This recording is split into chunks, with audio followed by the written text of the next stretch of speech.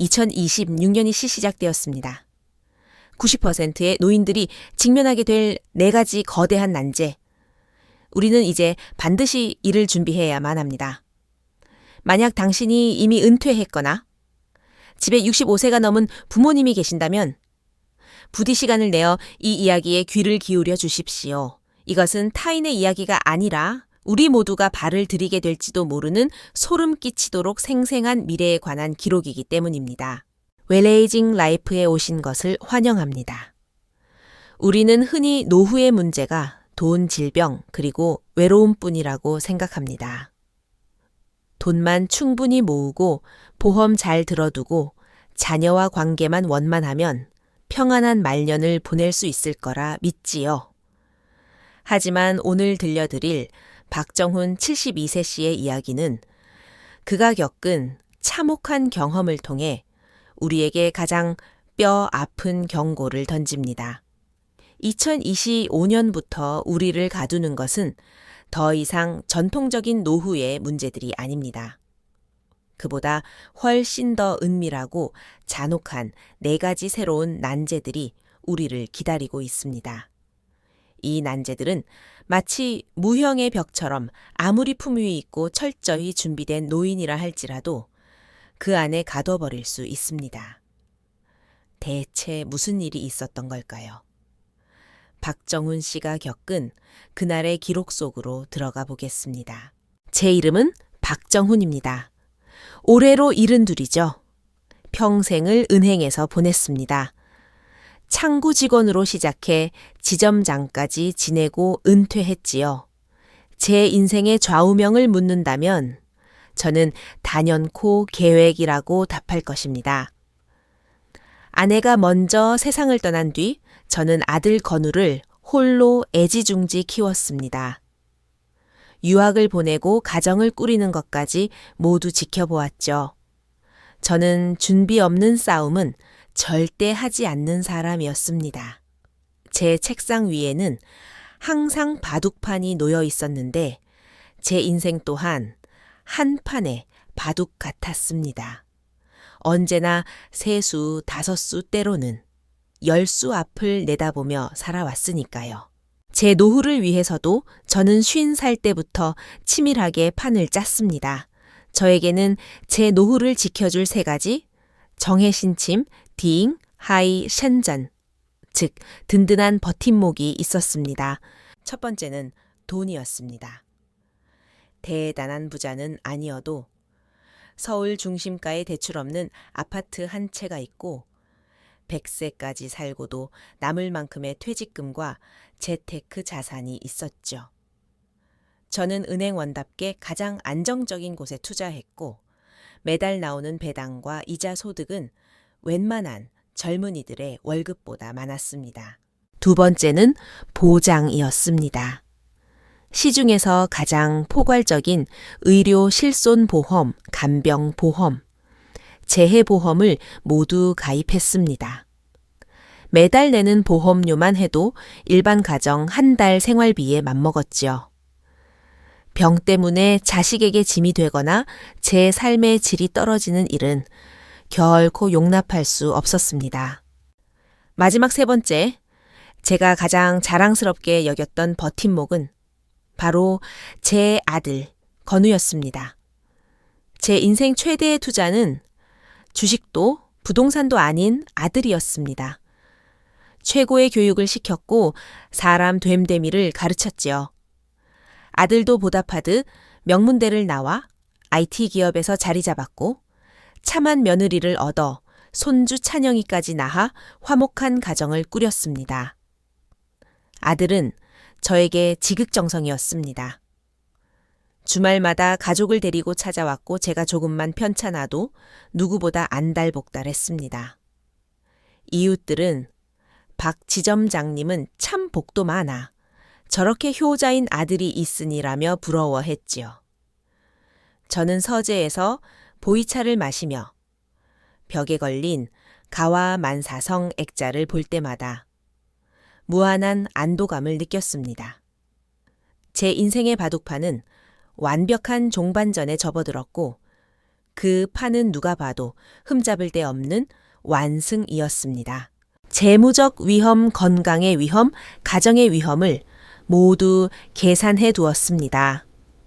심지어 75 이후에는 커뮤니티 센터에서 한국화를 배우거나 제 은행 관리 경험을 필요로 하는 이들에게 재능 기부를 하며 살겠다는 계획까지 세워두었죠. 제 인생은 제가 쓴 서의 글씨처럼 묵직하고 힘차며 모든 것이 제 통제 아래 있었습니다. 2024년 말 옛 은행 동료들과 은퇴자 신년 모임을 가졌습니다. 사람들은 뻔한 고민들을 털어놓더군요.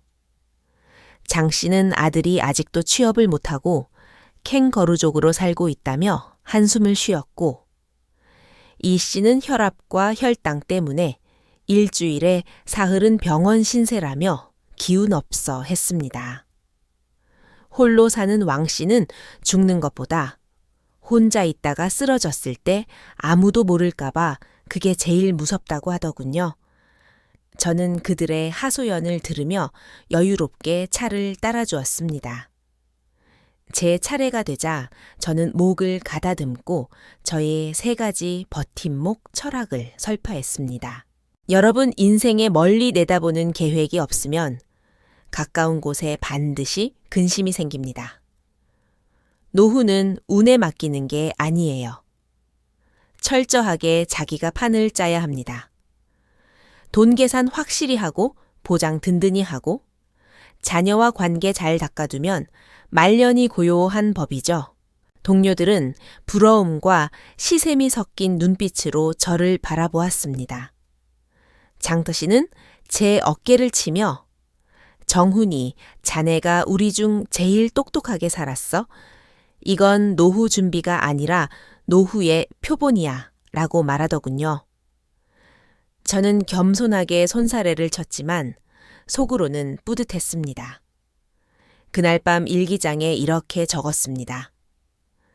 남들이 근심할 때 홀로 평안하니 젊은 날의 준비가 오늘 비로소 빛을 발하는구나. 노후에 근심이 없으니 더 바랄 것이 무엇인가. 그 일기장을 덮으며 저는 제 미래 20년 안이 30년이 화창한 황혼의 연속일 거라 믿어 의심치 않았습니다. 하지만 그것이 제가 알던 세계의 마지막 날이 될 줄은 꿈에도 몰랐습니다. 제가 적은 오만한 문장들은 머지않아 제 뺨을 때리는 가장 무자비한 손바닥이 되어 돌아왔습니다. 제가 평생의 지혜를 짜내어 짠 판은 이미 지나간 시대의 유물일 뿐이었습니다.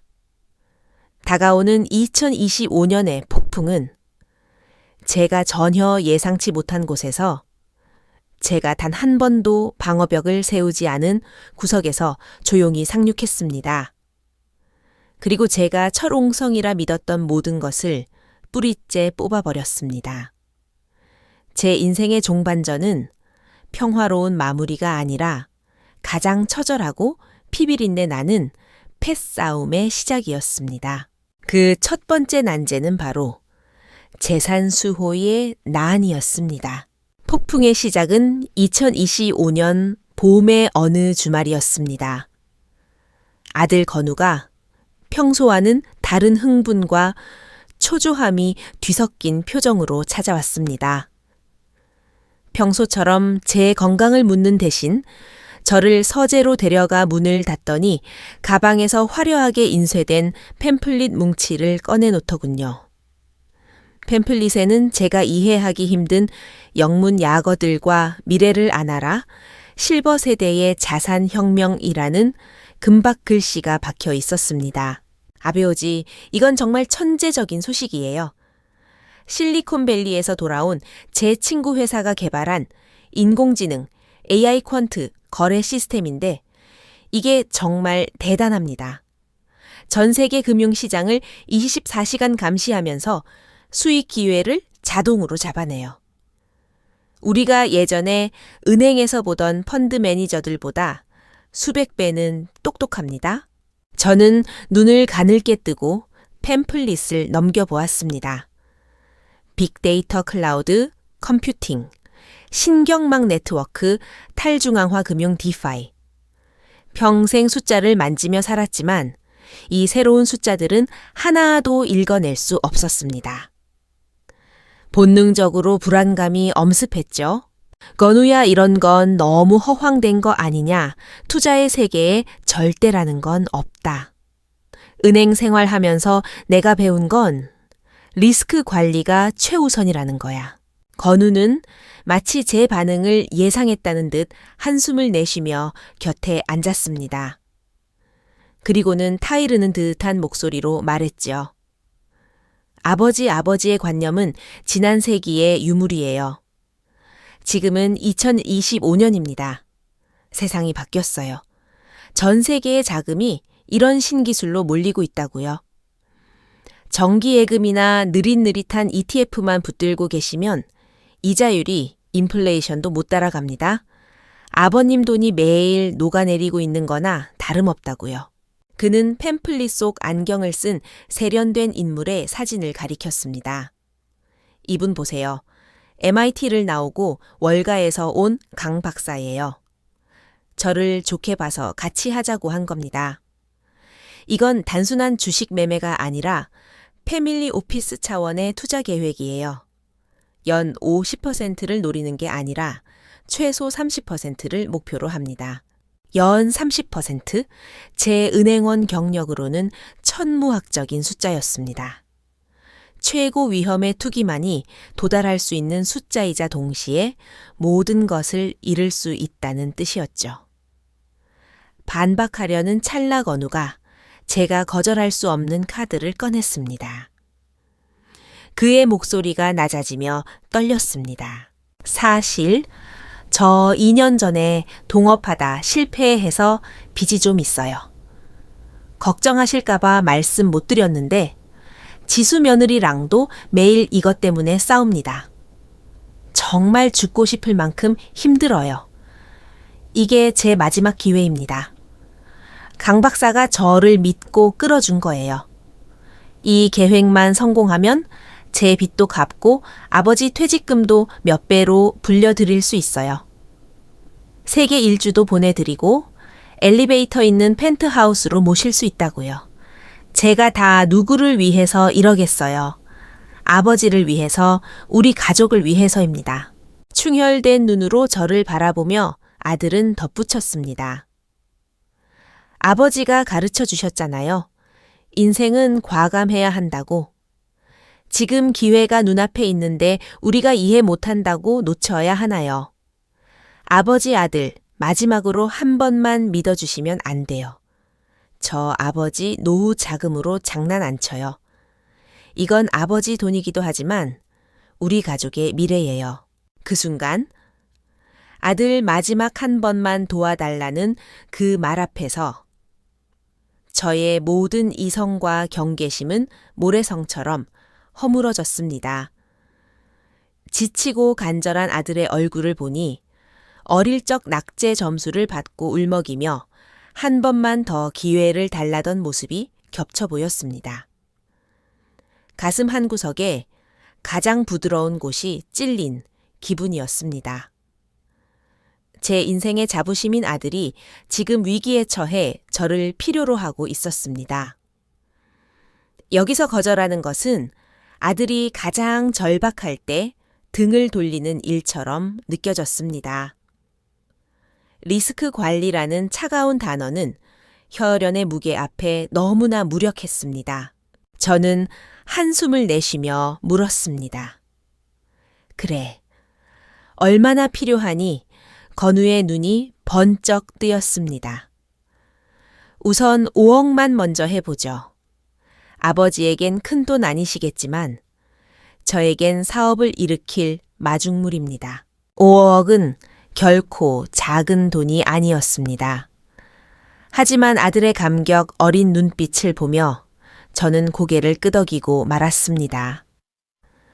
며칠 뒤 아들과 함께 제가 평생 몸담았던 은행을 찾아가 예금을 해지하고 송금했습니다.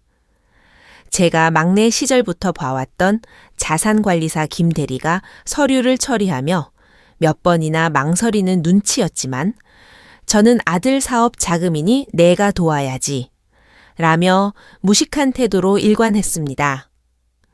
아들은 저를 안심시키기 위해 AI 투자 설명회에도 데려갔습니다. 강남의 5성급 호텔 연회장은 호화로웠고 저처럼 품위 있게 차려입은 노인들로 가득했습니다. 강단 위의 강 박사는 청산유수였고 화려한 PPT 속 그래프와 전문 용어들은 제 눈을 멀게 했습니다. 그것은 투자가 아니라 하나의 종교 같았고 기술이 지배하는 무한 증식의 유토피아를 선전하고 있었습니다. 옆자리의 한 할머니는 감격에 겨워 제 손을 잡고 우리가 좋은 시대에 만났네요. 이런 기술이 있으니 우리 노인들 돈이 이제야 살 길을 찾았어요 라고 말하더군요. 그 광적인 낙관주의는 전염병 같았습니다. 제 마음속 마지막 의구심도 사라졌습니다. 오히려 제 보수적인 생각이 시대에 뒤처진 것은 아닌가 하는 부끄러움마저 들었습니다. 그 후 한 달 동안 건우는 매일 아침 정성스럽게 제작된 투자 리포트를 보내왔습니다. 제 자산이 하루가 다르게 늘어나는 것이 보였습니다. 오늘은 500만 원, 내일은 800만 원. 붉은 숫자를 보며 제 기분도 날아오를 듯했습니다. 연말에는 정말 정원이 있는 집으로 이사할 수 있겠구나 하는 환상에 젖었지요. 반전은 2달 뒤에 일어났습니다. 어느 날 리포트가 오지 않았습니다. 건우에게 전화를 하니 시스템 업그레이드 중이라 잠시 닫았다고 얼버무리더군요. 가슴이 철렁 내려앉았습니다. 이튿날도 사흘째도 마찬가지였습니다. 다시 전화를 걸었을 때 건우의 휴대폰은 꺼져 있었습니다. 저는 건우가 말한 삼성동의 화려한 오피스로 달려갔습니다. 하지만 제가 본 것은 굳게 잠긴 유리문과 텅 빈 사무실뿐이었습니다. 경찰서로 달려가자 경찰은 익숙하다는 듯 한숨을 쉬며 고소장을 내밀었습니다. 어르신, 요즘 이런 신종 투자 사기가 극성입니다. 접수는 해드리겠지만 돈을 돌려받을 희망은 아주 희박합니다. 5억 평생을 아껴 모은 제 인생의 절반이 제가 전혀 이해하지 못한 신세계의 블랙홀 속으로 증발해 버렸습니다. 집에 돌아오자마자 저는 그대로 무너졌습니다. 서재에 앉아 벽에 걸린 가와 만사성을 바라보는데 그 글자가 그렇게 가증스러울 수 없었습니다. 인생에서 이런 큰 실수를 해본 적이 없었습니다. 이건 단순한 투자 실패가 아니라 제가 평생 쌓아온 전문성과 판단력에 대한 전면 부정이었습니다. 저는 시대와 천륜에 의해 발가벗겨진 채 도려내진 멍청한 늙은이에 불과했습니다. 사흘 뒤 건우가 나타났습니다. 헬쑥해진 얼굴에 눈이 시뻘겋게 충혈된 채 제 앞에 무릎을 꿇고 통곡하더군요.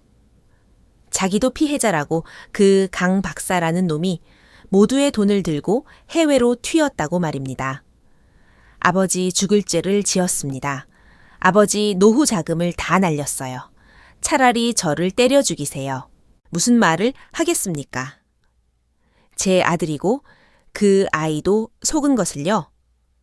아들을 탓한들 사라진 돈이 돌아오지는 않았습니다. 저는 떨리는 손으로 아들을 일으켜 세우며 저 스스로도 믿지 못할 말을 쥐어짰습니다. 됐다. 돈은 없어져도 사람은 다시 일어설 수 있다. 네가 더 무사하면 됐다. 그 일은 제 몸과 정신에 치명적인 타격을 주었습니다. 혈압은 유례 없이 치솟았고 가슴이 조여와 숨조차 쉬기 힘들었습니다. 건우와 며느리 지수는 기겁하며 저를 응급실로 실려 보냈습니다. 검사 결과 극심한 정서적 충격으로 인한 급성 불안 장애와 고혈압 위기였습니다. 다행히 장기에 큰 손상은 없었지만 절대적인 안정이 필요하다는 진단이 나왔습니다. 퇴원하던 날 아들 부부는 죄책감과 걱정이 가득한 눈빛으로 저를 바라보았습니다. 건우는 제 손을 꼭 잡으며 말했습니다. 아버지, 다 제 탓이에요. 이제부터 제가 그리고 지수가 정말 극진히 모실게요. 아무 걱정 마시고 몸 추스르는 데만 전념하세요. 그때까지만 해도 저는 마음 한편에 위안을 얻었습니다. 5억은 잃었지만 어쩌면 더 효성스럽고 철든 아들을 되찾은 것일지도 모른다고 말이죠. 폭풍이 지나간 뒤 비치는 첫 햇살인 줄 알았습니다. 하지만 저는 또다시 철저하게 틀렸습니다. 제가 마주하게 될 진짜 지옥은 이제부터 시작이었습니다. 그것은 재산 탈취보다 더 차갑고 질식할 것 같은 두 번째 난제, 존엄 유지의 난이라는 이름의 종신형이었습니다. 병원에서 돌아온 다음 날부터 제 삶은 천지개벽 수준으로 변했습니다. 가장 먼저 며느리 지수가 제 휴대폰을 가져갔습니다. 아버님 의사 선생님이 자극받으면 안 된다고 하셨잖아요. 휴대폰 보면 자꾸 이상한 뉴스나 광고 나오고 혹시 또 사기 전화라도 오면 큰일 나요. 필요한 일이나 친구분들 연락은 저희한테 말씀하세요. 저희가 대신 해드릴게요. 당시엔 그 말이 일리가 있다고 생각했습니다. 저 역시 다시는 투자니 재테크니 하는 단어를 마주하기가 두려웠으니까요. 그렇게 저는 휴대폰을 넘겨주었습니다. 그것은 외부 세계와 소통할 수 있는 유일한 끈을 넘겨준 것과 같았습니다. 이어서 제 신용카드와 통장 인감도장까지 건우가 관리하기 시작했습니다. 아버지 몸도 안 좋으신데 돈 걱정하지 마세요. 집안 모든 지출은 제가 책임질게요. 용돈 필요하시면 언제든 말씀하시고요. 할 말이 없었습니다. 저는 사고를 친 늙은이였고 돌봄이 필요한 환자였습니다. 반박할 힘도 논리도 상실한 상태였죠. 그렇게 저는 한 집안의 경제적 지주에서 푼돈 몇 푼을 타았어야 하는 처지로 전락했습니다. 식단도 엄격히 통제되었습니다. 며느리는 매일 인터넷에서 고혈압 식단을 찾아와 소금기라곤 전혀 없는 음식들만 내놓았습니다. 물에 데친 채소가 안 된 생선, 그리고 몸에 좋다는 정체불명의 녹즙 같은 것들이었죠. 그 비릿한 액체들을 볼 때마다 구역질이 났지만 며느리는 단호하면서도 상냥한 목소리로 아버님, 이거 제가 몇 시간 동안 정성껏 갈아 만든 거제요. 혈관에 정말 좋아요. 다 드셔야 해요라며 제 앞에 밀어놓았습니다. 저는 강제로 약을 먹는 어린애가 된 기분이었습니다. 예전처럼 동네 어귀에서 노반에 앉아 짭짤한 곰탕 한 그릇 먹던 날들이 사무치게 그리웠습니다. 하지만 이제 외출조차 사치가 되었습니다. 건우는 외부에 바이러스가 많고 제가 기력이 약해 길에서 쓰러지면 큰일 난다는 이유로 외출 금지령을 내렸습니다. 제 세계는 순식간에 30평 남짓한 아파트 안으로 좁아졌습니다. 다 아버지를 위해서라는 촘촘한 그물망 속에 갇힌 것입니다. 제 하루는 침실에서 거실로, 다시 거실에서 침실로 이동하는 것이 전부였습니다. 창밖의 햇살은 눈부시게 밝았지만 저는 창살 없는 감옥에 갇힌 기분이었습니다. 가장 이상했던 점은 며느리가 매일 밤 잠들기 전 나오는 따뜻한 안심차였습니다. 숙면에 도움이 된다는 그 차는 맛이 좀 비릿하고 묘했습니다. 나중에야 알게 되었죠. 그것이 며느리가 무슨 민간요법 커뮤니티에서 받아온 정신을 멍하게 만드는 약초 주머니였다는 것을요. 그 차를 마시고 나면 정말 깊게 잠들었습니다. 하지만 문제는 다음 날 전고가 지나도록 깨어나지 못하고 하루 종일 머리가 무겁고 정신이 몽롱하다는 것이었습니다. 제 이성과 사고력은 갈수록 무뎌졌습니다. 그러던 어느 날 오후 운 좋게 정신이 조금 맑았던 때였습니다. 주방에서 소공어리는 건우와 지수의 목소리가 들렸습니다. 저는 무거운 걸음을 옮겨 조용히 문가로 다가갔습니다. 며느리의 불안 섞인 목소리가 들리더군요. 여보, 아버님 저 상태로 정말 괜찮을까? 하루 종일 멍하니 계시는데 그 약초차 매일 드리면 몸 상한다고 그러더라고. 건우의 목소리는 차갑고 단호했습니다. 그럼 어쩌라고 그렇게라도 깊게 안 재우면 밤중에 일어나서 딴 생각하고 또 혈압 오르면 다시 병원 실려가는 건 당신이나 나나 감당 못해. 저렇게 계시는 게 본인한테도 속 편하고 우리도 편한 거야. 매번 5억 날린 거 생각나서 괴로워하는 것보다 낫잖아. 그리고 자꾸 밖으로 나가겠다고 하시는 거 막으려면 이 방법밖에 없어. 나 지금 일도 꼬여서 머리 터질 것 같으니까 당신이라도 조용히 해. 온몸이 얼어붙는 것 같았습니다. 마치 벼락을 맞은 기분이었죠. 그들은 알고 있었습니다. 자신들이 편하기 위해 문제를 회피하기 위해 저를 살아있는 송장으로 만들고 있다는 것을요. 이것은 돌봄이 아니라 통제였고 감금이었습니다. 그들은 제 재산을 뺏은 것도 모자라 이제 제 정신과 인간으로서의 기본적인 존엄성까지 말살하려 하고 있었습니다. 분노와 공포가 가슴속을 휘저었습니다. 당장 튀어나가 그들의 가식적인 가면을 찢어버리고 싶었습니다. 하지만 저는 아무것도 할 수 없었습니다. 휴대폰도 돈도 기력도 없었습니다. 저는 이빨과 발톱이 뽑힌 늙은 호랑이처럼 그저 떨고 있을 뿐이었습니다. 이 두 번째 난제가 첫 번째보다 훨씬 무섭다는 것을 깨달았습니다.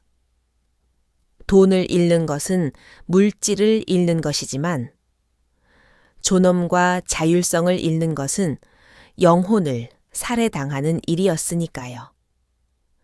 저는 의지도 목소리도 없는 생체 자산이자 관리되어야 할 짐짝에 불과했습니다. 절망 속에서 저는 제가 그토록 믿어왔던 사회 시스템에 마지막 희망을 걸었습니다. 나 스스로는 안 되어도 국가나 공공기관은 나를 도와주겠지. 저는 치밀하게 탈출을 계획했습니다. 며느리가 장 보러 갈 때 떨어뜨린 푼돈 몇 푼을 조금씩 모았습니다. 그리고 어느 날 며느리가 쓰레기를 버리러 나간 틈을 타 아파트 아래 공중전화로 달려갔습니다. 떨리는 손으로 평소 TV에서 봐두었던 보건복지 상담 전화 112-19와 노인보호 전문 기관 번호를 눌렀습니다. 여보세요. 노인보호센터죠. 저 좀 도와주세요. 상담원의 목소리는 친절했지만 돌아온 대답은 제 기대를 처참히 무너뜨렸습니다. 어르신 사정은 안타깝지만 가족 간의 갈등이나 가사 문제는 저희가 직접 개입하는 데 한계가 있습니다. 규정에 따라 우선 전담 요원을 배정해 가정 방문 조사를 해야 하는데 예약이 밀려 시간이 좀 걸릴 수 있습니다. 그리고 아드님이 보호자로 등록되어 계셔서 그분 동의 없이 강제 조치를 취하기는 어렵습니다. 정말 긴급한 신체적 위협이 있다면 경찰에 신고하시는 게 가장 빠릅니다. 전화기를 내려놓으며 저는 절망했습니다. 시스템이 나쁜 것이 아니었습니다. 다만 거대한 공공 서비스 체계는 그들만의 규칙과 속도가 있었고 저처럼 가정 내부의 은밀하고 복잡한 위기에 처한 개인에게 시스템의 표준화된 절차는 너무나 멀고 느린 배와 같았습니다.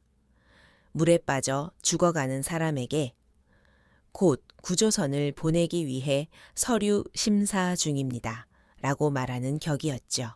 저는 결국 다시 그 감옥으로 돌아가야 했습니다. 제 정신 상태는 갈수록 악화되었습니다.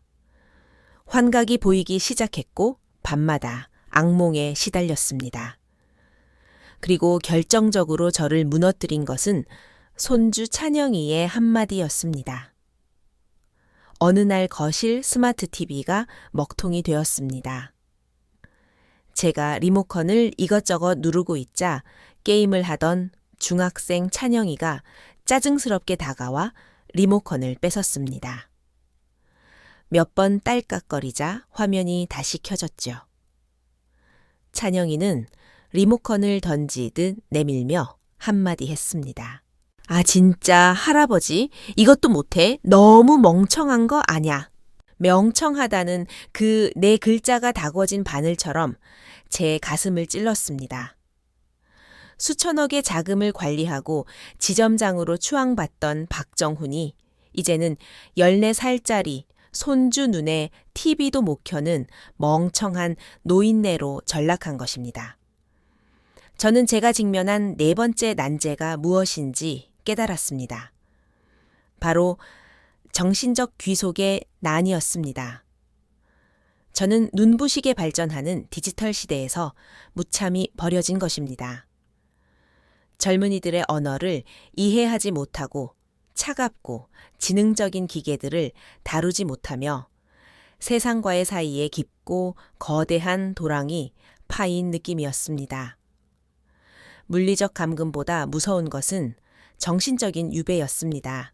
그날 밤 심장 박동이 빨라져 잠을 이룰 수 없었습니다. 물을 마시러 거실로 나갔을 때 건우의 방 틈새로 흘러나오는 목소리를 들었습니다. 며느리 지수의 떨리는 목소리였습니다.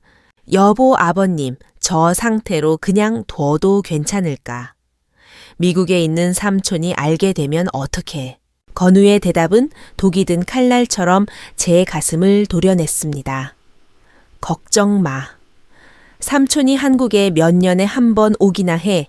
내가 이미 변호사 친구한테 물어봤어. 지금 아버지 상태는 성년후견 선고받기에 딱 좋아. 법원에서 성년후견 개시 판결만 내려지면 이 아파트를 포함해서 아버지 명의의 모든 재산은 우리가 합법적으로 처분할 수 있어. 일단 아파트 담보대출 받아서 내 빚부터 갚고 남은 돈으로 다시 투자하면 돼. 이번엔 절대 안 틀려. 하지만 그렇게까지 하는 건 너무 독하지 않아. 건우가 비웃듯 말했습니다. 나도 어쩔 수 없어. 아버지가 처음에 그 5억만 안 날렸어도 우리가 이 고생 안 했잖아 따지고 보면 다 아버지 탓이야. 우린 지금 남은 재산을 보호하려는 거야. 아버지가 또 어디서 사기당하지 않게 우리가 합리적으로 처분하는 거라고. 어차피 아버지 얼마나 더 사시겠어. 이건 미리 상속받는 거나 다름없어. 차가운 벽에 기대어 듣고 있던 제 몸에서 모든 피가 빠져나가는 기분이었습니다. 그들에게 저는 더 이상 살아있는 사람이 아니었습니다. 아버지가 아니라 곧 처분해야 할 자산 패키지이자 걸어다니는 장애물일 뿐이었습니다. 미리 상속받는 것이라는 그 말이 제 영혼을 조각냈습니다. 평생을 비바람 막아주며 모든 것을 쏟아부었는데 정작 제가 피할 곳이 필요할 때 아들은 제 마지막 안식처를 뜯어내 팔아치울 궁리를 하고 있었습니다. 그 순간 제 안의 모든 고통과 분노, 실망이 사라졌습니다. 대신 그 자리에는 극도로 차가운 정적이 내려앉았습니다. 애사심, 에이시신, 마음이 죽는다는 것이 이런 기분이군요. 바둑판의 상대가 처음부터 대국을 하려는 게 아니라 바둑판 자체를 뺏으려 한다는 것을 알게 되었을 때 모든 수싸움은 의미가 없어집니다. 저는 소리치지도 울지도 않았습니다. 조용히 방으로 돌아와 뜬 눈으로 밤을 지새웠습니다. 그리고 결심했습니다. 나 박정훈, 이렇게 허망하게 질 수는 없다. 내 인생의 바둑판은 질지언정 이렇게 비굴하게 판이 엎어지게 두지는 않겠다. 죽더라도 판 위에서 죽겠다. 제 방역은 나약함을 연기하는 것부터 시작되었습니다. 저는 더욱 치매의 환자처럼 행동했습니다. 며느리가 주는 차를 군말 없이 마셨고 실제로는 입안에 머금었다가 뱉어냈습니다. 아들이 무슨 말을 해도 멍하니 고개만 끄덕였습니다. 일부러 옷에 음식을 흘리고 거실을 정처 없이 배회하며 헛소리를 중얼거렸습니다. 제 안의 모든 이성과 예리함을 두꺼운 치매의 껍질 속에 숨겼습니다. 연기는 완벽했습니다. 건우와 지수의 눈빛은 경계심에서 경멸과 짜증으로 변해갔습니다. 그들은 제 앞에서 대놓고 변호사와 성년후견 절차를 논의했습니다. 저를 다루기 쉬운 먹잇감으로 여기기 시작한 것이죠. 기회는 그들이 저를 종합병원으로 정신감정을 데려간 날 찾아왔습니다. 검사를 위해 휠체어를 타고 이동하던 중 저는 한산한 복도에서 기회를 잡았습니다. 저는 온 힘을 다해 제 허벅지를 꼬집어 정신을 집중했습니다. 그리고 미리 화장실 휴지에 연필로 적어둔 쪽지를 젊은 간호사의 손에 필사적으로 쥐어주었습니다. 간호사가 놀라 멈춰 서자 저는 오직 단둘만 들을 수 있는 낮은 목소리로 속삭였습니다. 선생님, 제발 저 좀 살려주세요. 전 미치지 않았습니다. 아들이 저를 함정에 빠뜨린 거예요. 이 쪽지에 적힌 번호로 제 옛 부하 직원에게 연락 좀 해주세요. 그 친구가 오면 선생님께 사례로 2천만 원을 드리라고 할 겁니다. 제발 노인의 마지막 존엄을 지켜주세요. 간호사의 눈에 망설임과 충격이 스쳐 지나갔습니다. 2천만 원은 적은 돈이 아니었고 제 눈빛은 너무나도 형형했습니다. 간호사는 쪽지를 주머니에 넣고 고개를 끄덕였습니다. 그 후 2시간은 제 생애 가장 긴 기다림이었습니다. 건우 부부는 밖에서 가짜 걱정을 연기하고 있었고 저는 멍한 표정을 유지하며 복도의 모든 소리에 귀를 기울였습니다. 마침내 복도 끝에서 익숙하고 위험 있는 목소리가 들려왔습니다.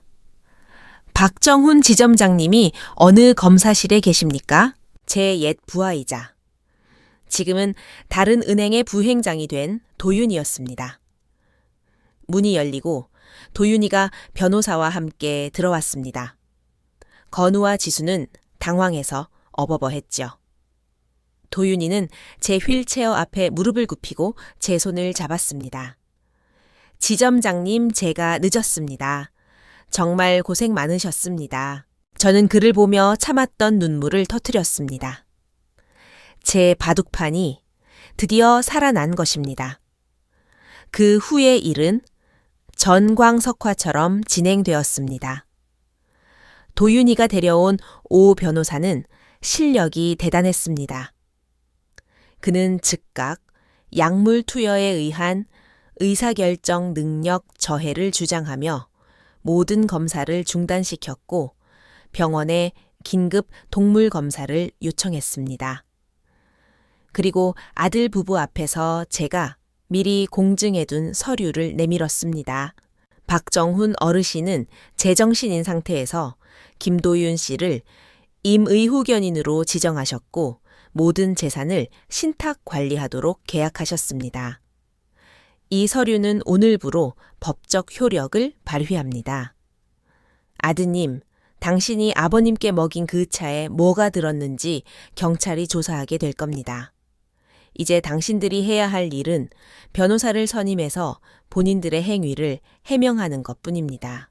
건우의 얼굴은 백지장처럼 하얘졌습니다. 그는 바닥에 주저앉아 할 말을 잃었습니다.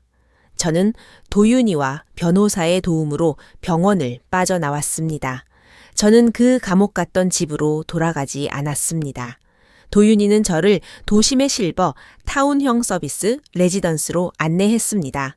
그곳에는 24시간 의료진이 있고 깨끗한 식사와 무엇보다 소중한 자유가 있었습니다. 짐을 푼 뒤 저는 가장 먼저 문방사우와 고급 바둑판을 샀습니다. 창밖으로 활기찬 서울의 밤거리를 보며 바둑 한 판을 혼자 두었습니다. 일주일 뒤 건우가 찾아왔습니다. 초췌해진 모습으로 고개를 들지 못하더군요. 저는 아들을 꾸짖거나 다그치지 않았습니다. 그저 맞은편 자리를 가리켰습니다. 앉거라. 바둑 한 판 두자꾸나.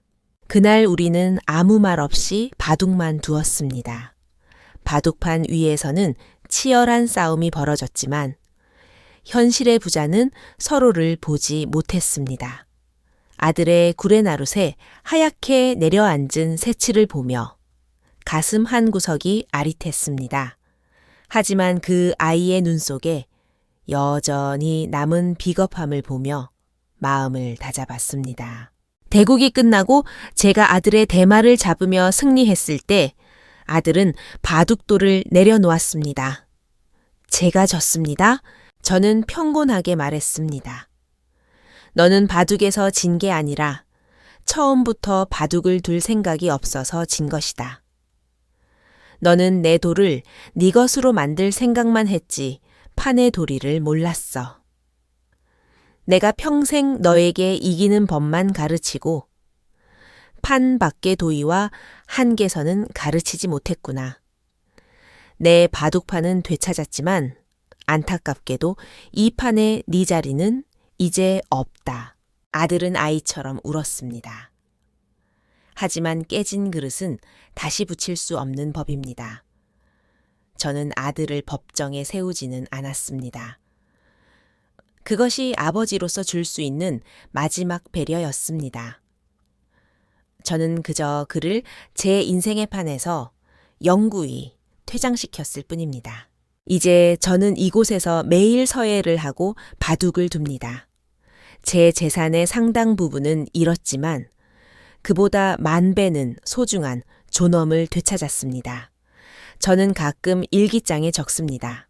나는 평생 구시대의 풍파를 막을 성벽을 쌓았으나 2025년의 새로운 폭풍은 성밖이 아니라 성의 가장 핵심부, 내가 가장 믿었던 수문장을 포섭하여 들이닥칠 줄은 꿈에도 몰랐다. 이것이 제가 반평생의 목숨을 걸고 얻은 교훈이며 노후를 앞둔 모든 분께 드리는 처절한 조언입니다. 2025년부터 우리 노인들은 과거엔 생각지도 못한 4가지 난제에 직면합니다. 첫째, 재산 수호의 난입니다. 이건 돈이 없어서가 아니라 돈에 대한 당신의 인지 능력이 시대를 따라가지 못해서 발생합니다. 고도화된 기술과 천륜으로 포장된 사기는 당신의 약점을 정확히 파고듭니다. 가장 믿었던 자녀가 가장 큰 리스크가 될 수 있음을 명심하십시오. 법률과 신탁이라는 방화벽을 세우십시오. 둘째, 존엄 유지의 난입니다. 다 부모님을 위해서라는 명목으로 당신의 선택권을 뺏고 삶을 통제하려 할 때 그것은 효도가 아니라 감옥입니다.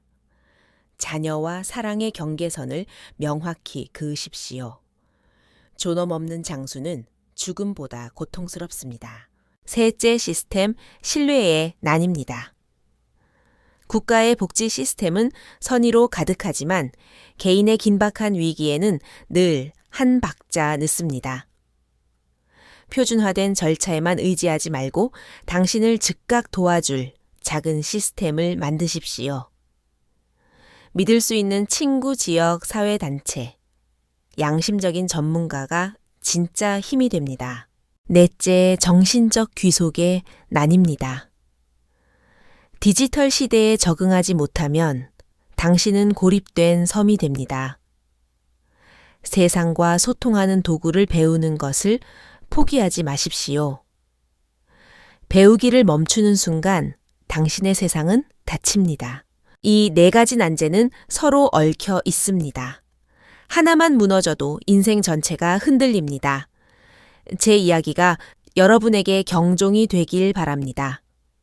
폭풍이 온 뒤에야 자신이 벌거벗고 있었다는 것을 깨닫지 마십시오. 우리 인생은 어느 단계에서도 설계를 멈춰서는 안 됩니다. 다만 이번에는 돈뿐만 아니라 당신의 지혜와 경계선, 소통, 그리고 결코 굴복하지 않는 존엄을 설계하십시오. 오늘 박정훈 씨의 이야기는 우리 시대의 장년층이 겪고 있거나 곧 겪게 될 잔혹한 현실을 보여줍니다. 재산 존엄 시스템 귀속. 이 네 가지는 우리 노후를 지탱하는 주춧돌입니다. 하나라도 흔들리면 인생의 지진이 일어납니다. 우리는 흔히 천류는 견고하다고 믿지만 현실의 압박 앞에서 그 믿음은 무력해질 수 있습니다. 진정한 노후 준비는 돈을 모으는 것이 아니라 깨어있는 머리와 단단한 마음을 준비하는 것일지도 모릅니다. 여러분은 이 네 가지 난제에 대해 어떻게 생각하시나요? 여러분, 주변에도 비슷한 이야기가 있나요? 여러분만의 노후 지혜를 댓글로 공유해 주세요. 여러분의 경험이 누군가에게는 앞길을 비추는 등불이 될 수 있습니다. 오늘 이야기가 도움이 되셨다면 좋아요와 공유를 부탁드립니다. 더 많은 인생의 지혜를 담은 이야기를 원하신다면 구독과 알림 설정을 잊지 마세요. 시청해 주셔서 감사합니다. 다음 시간에 뵙겠습니다.